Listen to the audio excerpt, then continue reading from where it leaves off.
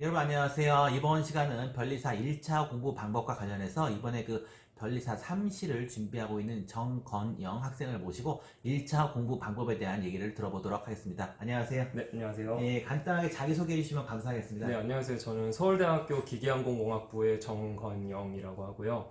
네, 저도 작년에 이제 기대학을 이제 탈락을 하고 이제 올해 3시를 준비하고 있습니다. 그러면 이제 작년에 뭐 발표 나고 떨어지고 다시 이제 공부를 시작하려면 뭐 여러 가지 뭐 어려운 점, 뭐 힘든 점 이런 게 있을 텐데 무슨 마음으로 공부를 한 건가요, 그러면? 네, 저도 사실 재작년에 이제 처음 이제 1차 준비를 할 때, 재작년이 2017년인가요, 그러면? 예, 17년에 이제, 그때 1차 준비를 할 때 다들 비슷하시겠지만, 이제 뭐 길게 준비하시는 분들은 1차만 1년 하시는 분들도 있을 거고, 짧은 분들은 한 6개월 정도 이제 1차 준비를 하신 분, 다 옛날에 1차 공부를 했던 기억이 있으실 텐데, 지금 이제 이렇게 기득을 탈락을 하게 되면, 이제 1차 시험까지 이제 3개월밖에 남지 않는데, 그 짧은 3개월 동안에 그 옛날에 했던 공부를 다시 할 수 있을까, 그런 두려움이 많으실 테고, 저도 그런 두려움이 많았는데, 이제 그런 부분을 이제 어떻게 이겨낼 수 있을지 말씀을 드리고 싶습니다.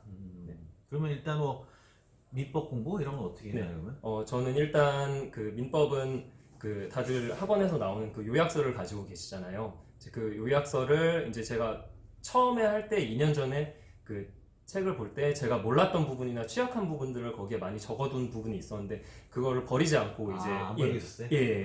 버리지 않고 원래 붙으면 시험 끝나면 다 갖다 버리지 않나요, 이거? 그래도 뭐 혹시나 해서 일단 책꽂이에 이제 넣어놓긴 했었는데 사실 작년에 저도 작년에 어차피 붙을 거라고 기대를 많이 해서 뭐 필요 없으니까 버릴까라는 생각을 하다가 혹시 모르니까 일단 넣어놓자 해서 넣었는데 결과적으로 이렇게 그 책을 다시 쓸 기회가 있어서 옛날에 봤던 책을 꺼내서 이제 그거를 보면서 근데 이제 또 판례가 새로 나오고 뭐 특히 산업재산권법 같은 경우에는 이제 법이 개정되기도 하니까 이제 새로운 책을 살 필요가 있는데 그래서 뭐 민법 같은 경우에도 이제 새로 나온 이제 개정판도 사고 이제 옛날에 취약한 부분을 적어둔 책도 다시 꺼내서 두 책을 비교해 보면서 이제 새로운 부분은 뭐가 있고 내가 옛날에는 뭐가 취약했었는지 이런 부분을 좀 체크하고 그리고 학원 강의도 이제 같이 수강하면서 이제 객관식 문제집도 풀고 이런 식으로 하다 보니까 3개월이라는 짧은 시간에 생각보다 옛날 기억이 많이 살아날 수 있어서 도움이 많이 됐었던 것 점수는 같아요. 대충 몇 점이나 받았어요, 그러면? 제가 처음에 2017년에 1차를 칠 때는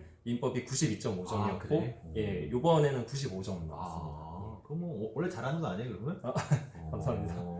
그러면 이제 그 자연과학, 산업재산권법? 이건 어떻게 공부했어요, 그러면? 산업재산권법 같은 경우에는 다들 2차를 준비해 보신 기억이 있으니까 다들 어느 정도 실력이 꽤 있으실 거라고 생각을 하고요. 그래서 사실 특허법이랑 상표법 같은 경우에는 2차 준비해 보신 분들은 다들 판례나 조문도 다 잘 알고 계시기 때문에 저도 이번에도 사실 근데 과연 옛날 1차만큼 잘 할 수 있을까라는 1차는 약간 지역적인 뭐 특허 심판원장이나 특허 청장 뭐 이런 심사관 심판관 이런 부분을 물어보는 분들이 이런 문제들이 나오잖아요. 그런 부분들은 이제 거기만 이제 따로 이제 딱 그 앞에 총칙 파트만 1차 책으로 보고 나머지는 1차 책을 아예 보지 않고 아예 안 봤어요? 이제 2차 책으로만 공부를 했습니다.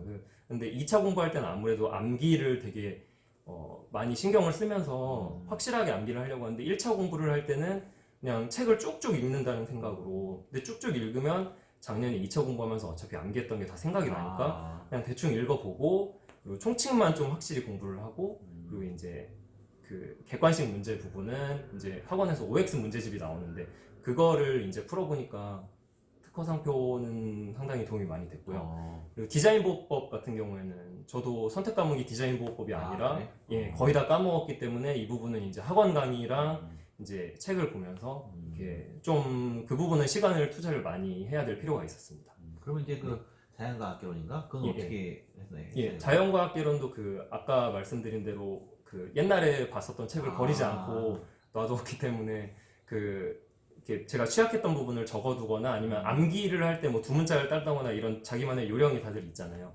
그래서 그런 부분들을 하니까 옛날에 했던 거 분명히 자연과학개론 같은 거는 암기 부분은 2년 만에 다시 보니까 많이 까먹었는데 그런 저만의 요령이나 취약 부분을 이렇게 다시 강조해서 볼 수 있어서 이렇게 다시 그 옛날의 실력을 다시 쌓아 올리는데 도움이 많이 됐었던 것 그거는 같습니다. 옛날에 몇 점 맞았어요? 자연과학은 제가 처음에 2017년에 볼 때는 52.5점 아. 나왔었고요.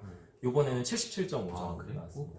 그렇게 많이 잘 안 올라갈 텐데 어떻게 올라갔어요? 근데 아무래도 올해 자연과학개론이 좀 쉽게 아. 나와서 예, 그 영향이 있었던 것 같습니다. 근데 아무래도 그 실력 자체는 제가 평가하기에 오히려 그래도 시간이 부족했기 때문에 2년 전보다 저의 자연과학의 실력은 더 낮았는데 예, 아무래도 올해 시험이 쉽게 나와서 점수가 좀 올랐던 것 같습니다. 이제 그럼 마지막으로 분리사 1차 시험 네. 공부하시는 분한테 뭐 하고 싶은 말이라든지 뭐 조언이나 뭐 이런 게 뭐가 있을까요? 네, 특히 그 저처럼 이렇게 삼시 준비하시는 분들은 기득을 떨어지고 나서 다시 1차 준비를 하게 일단 그 기득을 떨어진 것만으로도 되게 상실감이 크실 텐데 거기다가 옛날에 했었던 자연과학도 다시 봐야 되고 민법도 다시 봐야 되고 이런 게 되게 부담감도 되게 크고 이렇게 스트레스를 많이 받으실 텐데 저도 그런 부분이 되게 힘들었었거든요. 근데 막상 지나 보니까 아 이게 하면은 또 할만하구나 라는 이렇게 자신감이 생겼습니다. 그래서 다른 분들도 자신감을 가지게 됐으면 좋겠습니다. 네, 하여튼 뭐 앞으로 남은 시험 공부 잘 하시고 네. 나중에 합격하면 또 나오시기 바랍니다. 네, 감사합니다. 예, 감사합니다.